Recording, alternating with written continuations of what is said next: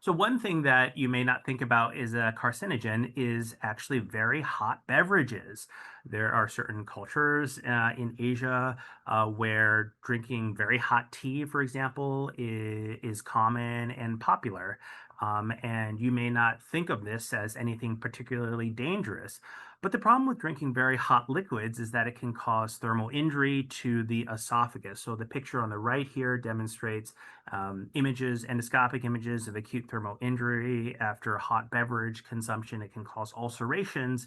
And after healing, that kind of chronic inflammation and scarring over long periods of time and repeated is a risk factor for cancer.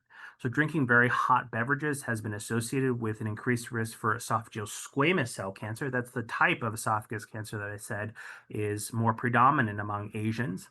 And there are certain, regions and pockets in China, for instance, where drinking very hot tea is common, and those areas actually tend to have higher rates of esophagus cancer.